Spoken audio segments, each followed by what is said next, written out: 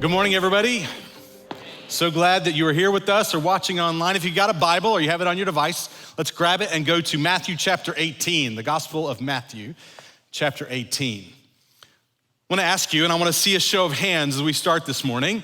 Has anybody in the room ever been offended?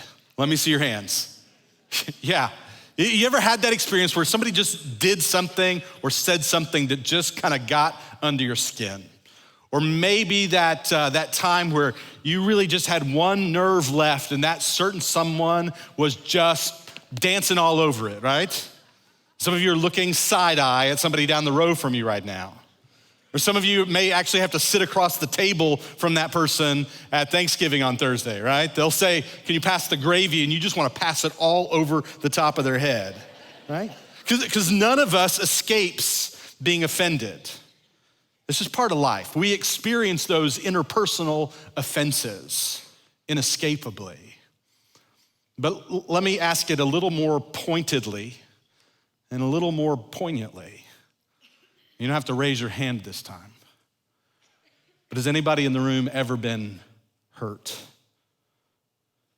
Have you ever been wounded? Have you ever been belittled, demeaned, gossiped about, betrayed by someone you thought you could trust, hurt by somebody you thought cared about you?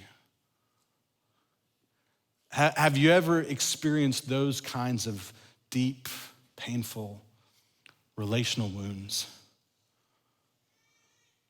The reality is none of us escape being offended, but none of us escape being hurt. The thing is that for those of us who are followers of Jesus, we have a call on our lives to respond to the reality of those relational wounds in a way that is distinctive, a way that's different from the way of the world, a way that some may look at and see as completely irrational. It doesn't make any sense, a way that is questionable. We're in the sixth and final week of this sermon series that we've called Questionable. It's about the idea that we are called as followers of Jesus to live distinctive lives that don't make sense to the world around us, lives that cause them to wonder about us. Who are these people? Why do they live this way? And who is this God they claim to follow? And we've taken as our sort of jumping off point for the series the words of the Apostle Peter in 1 Peter chapter 3, where he says, live such good lives among the pagans, that though they may accuse you of doing wrong, they may see your good deeds and glorify God on the day he visits us. And then later he says, and always be prepared to give an answer for anyone who asks for the reason for the hope that you have within you. We're to live such good lives, such distinctive lives that it causes people to ask questions. We've, through the course of this series, talked about the idea of a questionable work ethic. The way in which we see and engage our work and the people that we work with is supposed to be question posing. We talked about questionable money habits, the way we spend our money, the way that we give our money, the world around us finds questionable. We've talked about questionable politics and questionable morality, questionable sexual morality, and the way in which we're supposed to live distinctively in those ways, to live out our lives differently from the world around us. After last week's sermon on sexuality, a buddy of mine came up to me and was like, are you trying to talk about all the hard stuff before Thanksgiving? And I said, wait till you hear what we're talking about next week. Now, the subject today is actually a lot easier to talk about than politics or sex. but it's actually really hard to live out this calling. Because this week we're talking about the call of God on our lives as followers of Jesus to live out questionable forgiveness. You see, every time we're wounded, every time we're hurt, there's a debt that is incurred. That person who has hurt us owes us something, and there is a debt, and we have the desire and the right to make them pay. And yet, as followers of Jesus, we're called to deal with those hurts, to deal with those debts in a way that is different, in a way that's distinctive. And Jesus speaks about this in Matthew chapter 18. The context of Matthew 18, Jesus is actually talking about how you deal with hurt that happens in the context of the church. He talks about when your brother or sister sins against you, what you're supposed to do with it. And the first thing he says is you go to them personally, individually, one-on-one, and you try to work it out. You try to deal with it. And he says if that person is unwilling to acknowledge the reality of their sin, then you invite a couple other people, trusted people, into the process with you. If they're still unwilling to recognize the reality of their sin, repent of it, then you get the church involved. Jesus talks there about how to deal with these offenses and these hurts that inevitably come up in the life of the church. And then Peter asks a question. And I just love it when Peter asks questions, don't you? Because you know you're in for a treat after this, right? Peter tries so hard, and yet time and time again, Peter just gets it wrong, right? Adventures in missing the point. I think that's why I love Peter so much, because I can identify with that.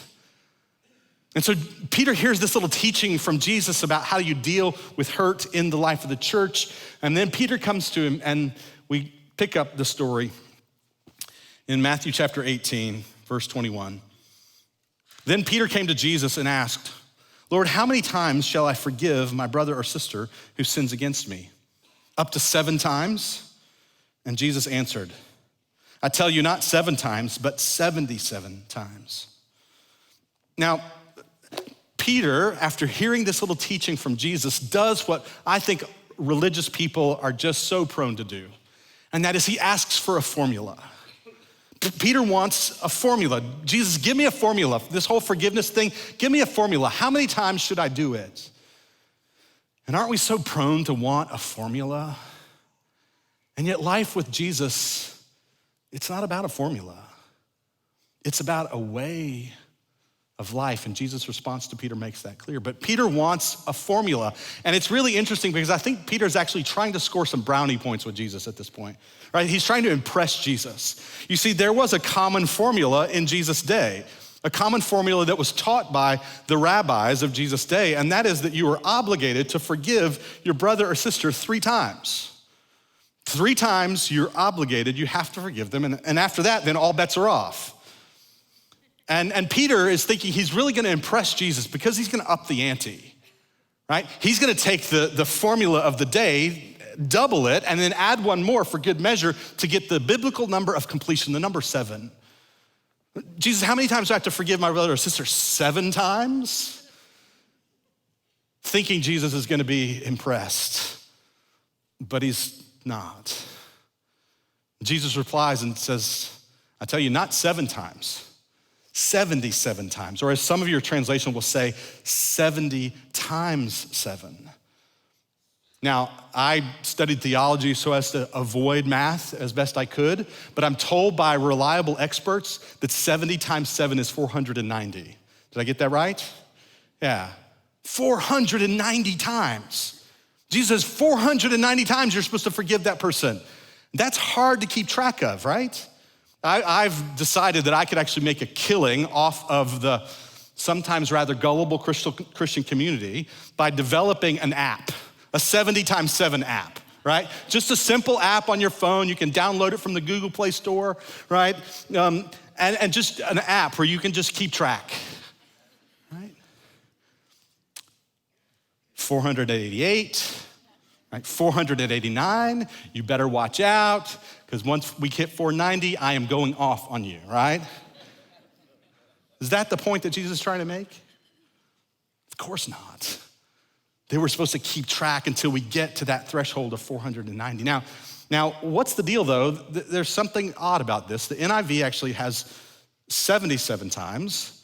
Some of your translations, or even in the footnote in the NIV, it says 490 times 70 times 7. Why the difference between those two numbers? That's a pretty big gap between 77 and 490. I'm not even gonna try to do that math.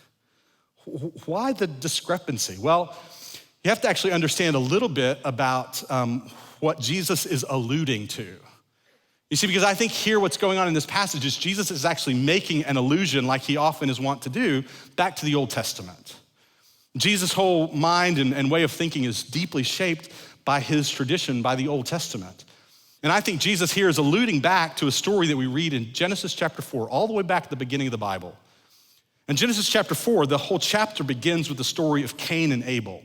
It's the first murder that's told about in the Bible, where Cain kills his brother Abel. And as you keep reading then down through the remainder of that chapter, you see a genealogy that comes next, and then you come to the story of a man named Lamech. And Lamech was a bad dude, right? Lamech is the first person in the Bible to be a polygamist. So we see that he's even there exploiting these women in his life. And we see that Lamech is a man whose life is filled with violence. He says, I've killed a man for injuring me. And he comes to the end of that little statement where he talks about killing somebody just for injuring him. And he says an interesting statement to his wives. He says, Cain is avenged 7 times, Lamech is avenged 77 times. It's kind of his way of saying, you think Cain was a bad guy? You ain't seen nothing yet. It's Lamech's way of saying, you break my arm, I break your neck. He's always wanting to up the ante, to get back at, because you see, when somebody hurts me, when somebody wrongs me, there's a debt incurred. And Lamech says, I have the desire and the right to make them pay. Anybody remember the old movie, The Untouchables? Right, Kevin Costner, Sean Connery. It's an old movie now, but it's a good one. It's the story of Elliot Ness, who's a cop who's chasing after the gangster Al Capone. And Costner, who plays Ness, goes and recruits Sean Connery, this sort of old curmudgeon-y cop, to join his elite squad, this group, the Untouchables, to go after Capone. And there's sort of a sense in which Connery just sort of wants to live a quiet life and be done with all that. But at one point, he gets passionate. And he says, you wanna know how to get Capone? He pulls a knife, you pull a gun. He puts one of yours in the hospital, you put one of his in the morgue. That's the Chicago way. I think the Chicago way lives inside all of us, right? The Lamech way lives inside all of us. You've hurt me, you've wounded me, you've incurred a debt, and I have the desire and the right to make you pay. And I think the point that Jesus is making here is that just as Lamech's desire for vengeance always outmatched the offense against him, so too we who are followers of Jesus, that our willingness to forgive should always outmatch the offense against us.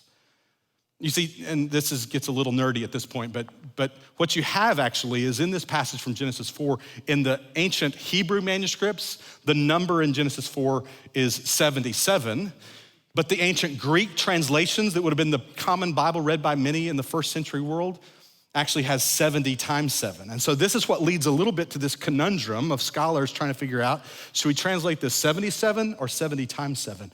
The number isn't the point. The point is, our willingness to forgive ought to always outmatch the offense against us. The point isn't the number. The point is to lose track of the number, to stop keeping score. And then Jesus goes on to tell a story about why that's the case. Why it is that we're supposed to be those who deal differently with the debt incurred against us when somebody hurts us. And he tells this story. It's a familiar story. You've probably heard it before if you've been around church much at all, if you've been around IBC much at all. It's the story of the unmerciful servant, it's sometimes called.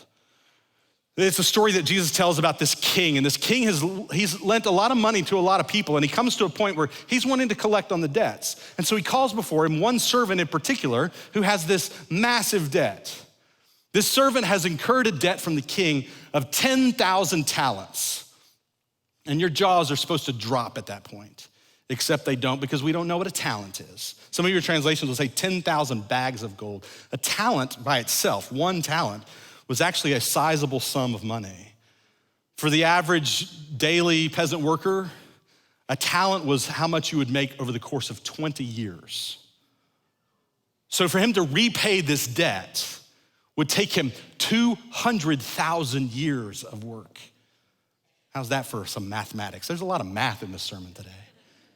But you get the idea. I mean, this would be like putting the entire national debt on the back of one person. It's an unimaginable sum of money for a person in that context. And Jesus uses that extreme in order to make the point of the story. This man has laid on his back this incredible debt that is completely beyond his capacity to repay. And he's summoned before the king and he says, I can't pay. And the king orders that he and his wife and children be sold into slavery and all their property sold so that he can get back something from the debt that he is owed. And what you see is that this servant then pleads for mercy.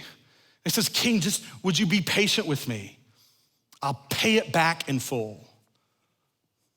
And there's like a whole sermon just about that response, about the foolishness that we could ever feel as though we could repay the debt we owe to God.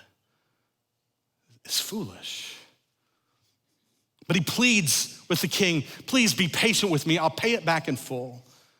And then Jesus says the king took pity on him, he canceled the debt, and he released him. And I think here in this little story, this little narrative, we actually have a beautiful little nutshell summary of the nature of the gospel. That the king, the great king, God himself, takes pity on us, cancels the debt against us, and lets us go free. But then what happens, the story continues and this servant goes on and he now having been set free from his enormous, unimaginable debt, he goes and he finds somebody who owes him some money. And this man, we're told, owes him 100 denarii. This is not a small sum of money exactly. It's the equivalent of about 3 months worth of labor, 3 months worth of income for an average day laborer. No small sum of money, and yet it's a tiny drop in the bucket compared to what he owed the king.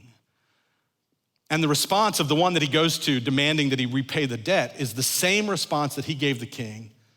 Be patient with me and I'll repay it in full. And yet he refuses. And he demands that this man be thrown into prison until he can repay the debt, which doesn't actually seem like a particularly good strategy for getting the debt paid back, right? Well, the king catches wind of this. Some people who knew the whole story about what had happened go back to the king and said, you're not gonna believe this. And they tell him what happened. And the king summons the servant back in front of him. And he looks at the man and he says to him, are you kidding me? Right? That's the Greek. No, not really. He's like, you wicked servant, how dare you? I forgave you this enormous sum, and then you refuse to forgive as I have forgiven you. And then we read at the very end of that the king orders him to be taken away and punished. And we hear the end of that story and go, yeah, that's justice. This guy got what he deserved. And then we come to the next verse. And frankly, this is one of those verses that I really wish wasn't in the Bible. Right? I mean, there are just some of those verses that it would be a lot more convenient if they weren't in the Bible. These are strong words from Jesus. Look what he says in verse 35. This is how my heavenly Father will treat each of you unless you forgive your brother or your sister from your heart. Those are strong words from Jesus. We've gone from going, yeah, get him, he got what he deserved, to going, oh no, that's me. These are strong words from Jesus and yet speaks to a perpetual tendency of the fallen human heart. And that is that we really love mercy for us and justice for them. It's kind of like, have you had that experience? We've all had this experience where you're driving down an unfamiliar road and you're in the left-hand lane and you're coming up to a stoplight and you get close to the light. Only when you get close to the light do you see the little sign and discover that you're in a left turn only lane, right? And there's a long line of cars that are waiting at the light to go straight. And you gotta figure out some way to get into that line. You had this experience, and so you sort of nudge the front end of your car just a little bit in that direction. You put your blinker on, right? You start looking over at them with a really pleasant look on your face. You smile, give a little wave. And they're like looking the other way. You're going, there is no way that you don't see me right now. But you finally catch their eyes and you wave and they wait and they let you get in, right? Then the next time you're on that road, it's now not so unfamiliar anymore and you're going straight and you're in line and that person is they're doing the wave to you and you're like, you scoot a little closer to the car in front of you. Serves you right, sucker, you should have known better, right? Because we love mercy for us and justice for them. Now, don't get me wrong here. There are times when the way that a person has injured us, they need justice. They need the consequences of their sin. Particularly if they've done something to you that's illegal, that they need justice. They need consequences. And there are altogether appropriate times that we would actually remove ourselves from a situation, from a relationship, so as not to perpetuate harm done against us. But the reality is, we just kind of like mercy for us and justice for them. And Jesus calls us to be different, to be distinctive, to be irrational, and to extend mercy, to extend forgiveness to the person who doesn't deserve it. Because in the story Jesus told, the king was willing to absorb the debt that we could never repay. We must be willing to extend the same kind of mercy that he did, the same kind of forgiveness. And notice what Jesus says. This is how my Father will respond to you unless you forgive your brother or your sister from your heart. That sort of ratchets it up a notch, doesn't it? I mean, I can't tell you how many times. I have 3 kids, 17, 14, 10. I can't tell you how many times this scenario has played out in our family, right? There is the offender and there is the offended. And whatever the scenario is, whatever has just happened, dad then comes into the scene, separates everybody, and what does dad say? What do you need to say, right? What do I say to the offender? What do you need to say? I'm sorry. And then to the offended, and what do you need to say? I forgive you. Right? There's no heart in that. But it plays out time and time and time again. And the fact is that forgiveness is an act of the will. If we wait on feelings to lead us, we oftentimes will never choose to forgive. That sometimes we need to make the choice. We need to make that act of the will and trust that our feelings will follow. And sometimes we have to ask God, would you help us to feel it? There's a powerful story about a woman named Corrie ten Boom. Corrie was a survivor of the Holocaust. She spent time in a Nazi concentration camp, not because she was Jewish, but because her family harbored some Jews and they got discovered, and she was thrown into Ravensbrück concentration camp. After the war was over, she then went around preaching the good news, the gospel of Jesus, telling people about God's love, God's mercy, God's forgiveness. And on one particular night, after she finished her sermon, and as the crowds departed, she saw a man beginning to walk towards her.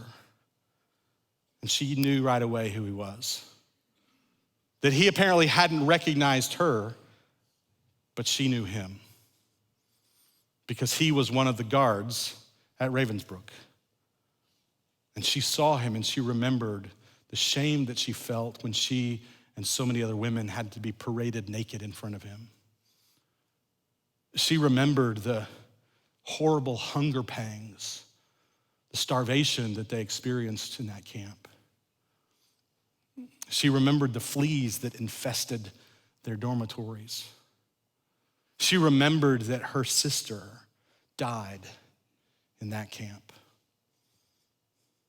And she had just preached this message about the forgiveness of God, and she used the image that God takes our sin and removes our sin from us and puts it at the bottom of the sea.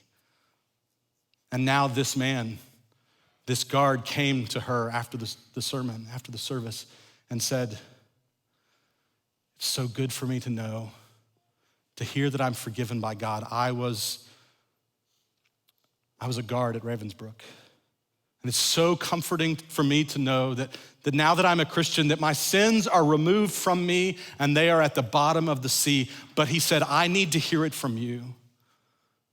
Corey, will you forgive me?"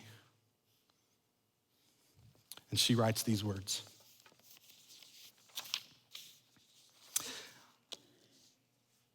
"And still I stood there with coldness clutching my heart. But forgiveness is not an emotion. I know that too. Forgiveness is an act of the will, and the will can function regardless of the temperature of the heart. Jesus, help me," I prayed silently.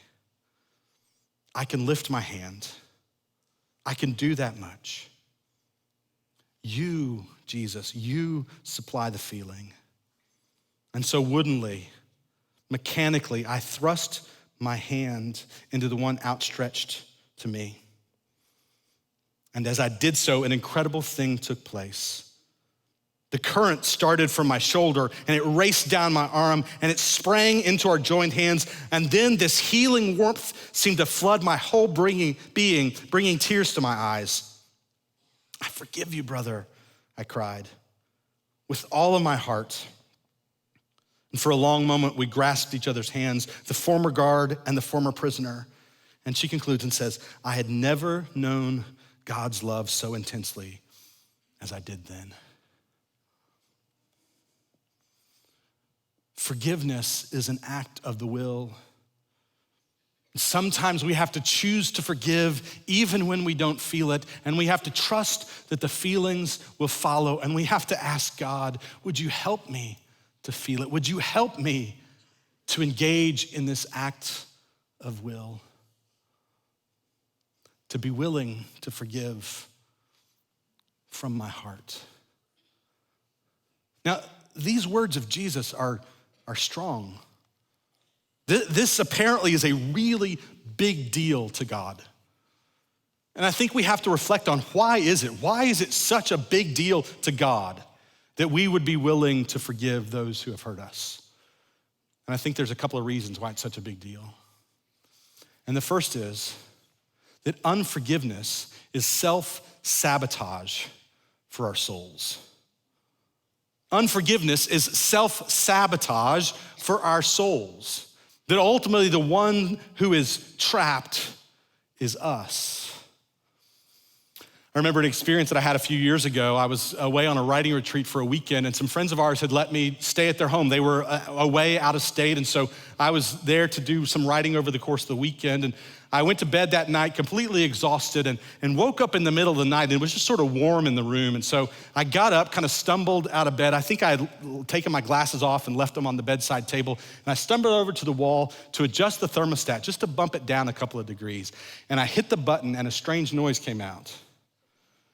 And it turns out I had approached the wrong keypad. And I just armed the alarm. And it was the middle of the night. And I was suddenly trapped. I didn't know if there were motion sensors throughout the house, and if I even walked outside of the door of that room, if I would set off the alarm. These were friends of Kim's, and so she had the contact info. I didn't even know how to reach them. I was trapped. I had locked myself in to this little room. As it turns out, the next morning I was rather rudely awakened as a neighbor who had a garage door opener was just dropping some things off in the garage. Had no idea that I had set the alarm. She opens the garage door and the thing just starts blaring waking up everybody else in the neighborhood. I mean, the cops come out. I'm standing outside in my pajamas trying to explain why I'm in the house to begin with, much less why I set the alarm and now it's going off, and I have no idea how to turn it off. I had trapped myself, locked myself in that little room, and I think that's what happens when we choose not to forgive someone who has hurt us. The one who is ultimately imprisoned is us. I love the way that Frederick Buechner speaks of this when he says, of the 7 deadly sins, anger is possibly the most fun. To lick your wounds, to smack your lips over grievances long past, to roll your tongue over the prospect of bitter confrontation still to come. Anybody else identify with that? To savor the last toothsome morsel, both the pain that you are given and the pain that you are giving back. In many ways, it's a feast fit for a king. The chief drawback is that the one that you are wolfing down is yourself. The skeleton at the feast is you. This is a big deal to God because God knows that unforgiveness is self-sabotage for our souls. And the ones who ultimately get trapped and locked inside, us. But I think there's another aspect of this as well, and that is that unforgiveness is a denial that we have truly understood grace. Unforgiveness is a denial that we have truly understood grace, just as that unforgiving servant didn't understand the grace that he'd been shown by the great king, so too our unwillingness to forgive another demonstrates that we haven't really understood grace. You see, the only way that we really understand grace is when we understand the height of God's holiness and the depth of our depravity, how high he is in his holiness and how deep we are in our sin. And it's then and only then that we truly understand the extent to which God has gone to take our debt from us. That Jesus came into the world to absorb our debt, a debt that we could never pay back to God. And then it's only when we truly come to understand the reality of God's grace in our lives, then we're able to do the irrational, the unthinkable, and express grace to others who've wounded us. And when we're unwilling to do that, it's as though we're saying to God, I deserve to be forgiven. And they don't. When we harbor unforgiveness, it's a denial that we've really come to understand the grace of God. Now, don't get me wrong. Forgiveness is hard. Forgiveness sometimes, for some of us, takes time. For some of us, it takes having people walk with us through a process. For some of us, it may take some professional help to really enable us to engage the act of forgiveness. So I don't want to make it sound simple.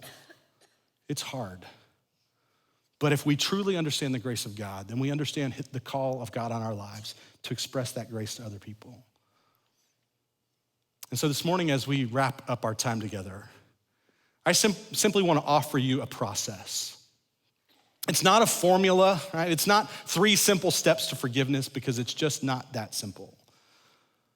But it is a process that I think if God's stirring something in you, if there's a wound that's not been healed, I want to give you this process because the fact is the relationship may never be healed. Forgiveness is not the same as reconciliation. The relationship may never be healed, but you can be.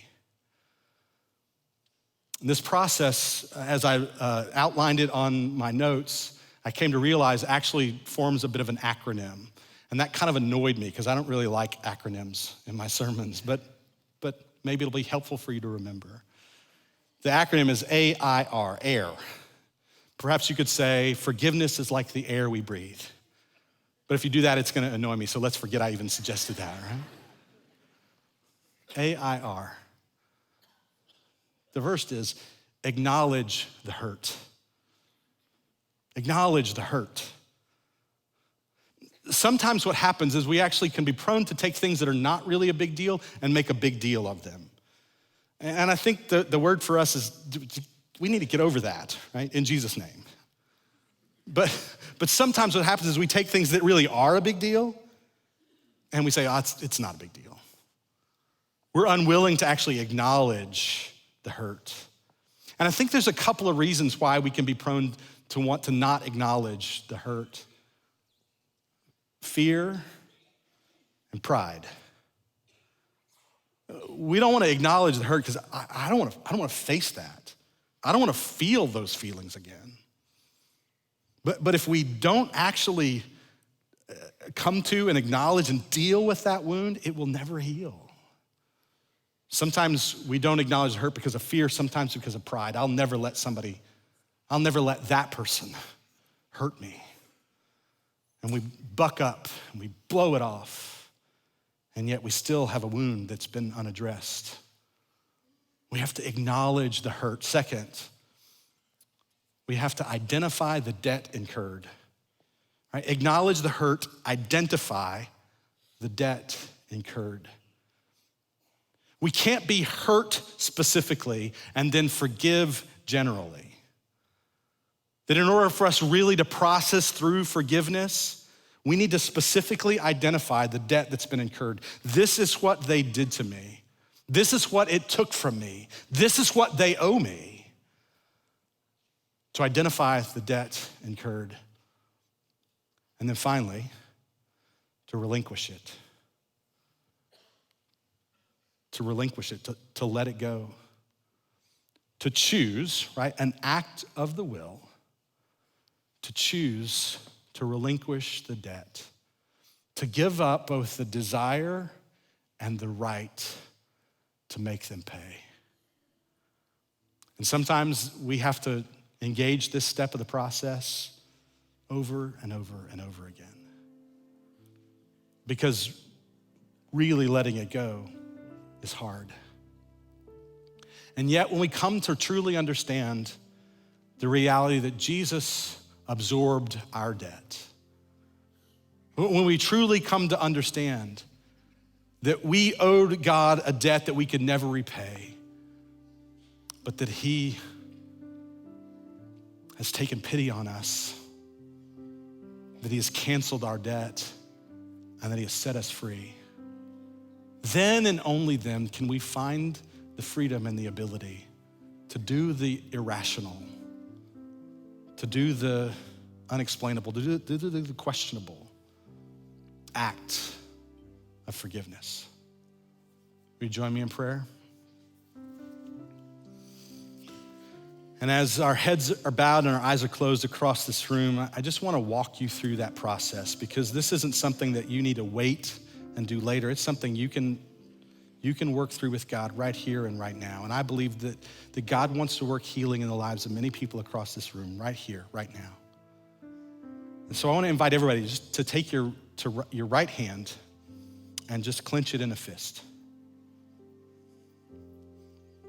And I want you to acknowledge the hurt. Acknowledge the hurt. To take that hurt before God, that as you hold your hand in a fist, to think about that person and what they did, and just acknowledge before God, God, they hurt me.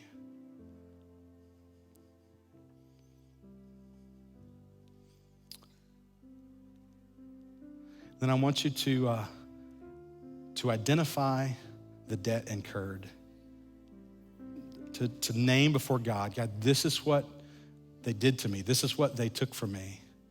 This is what they owe me. To identify before God the debt that they have incurred to you.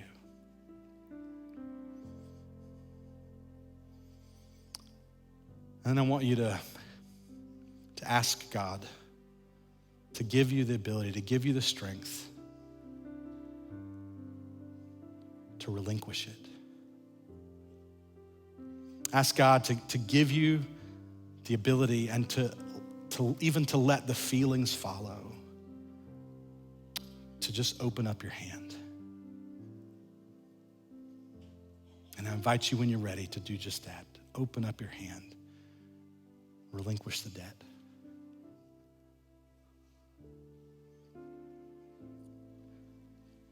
Father, I pray that you would work in each of these lives. God, thank you for the way in which you're prompting men and women across this room, children, students across this room to forgive today, to engage in this process with you. And I pray that you would work in their lives and in their hearts, that you'd help the feelings to follow, Lord, but for them to engage that act of will.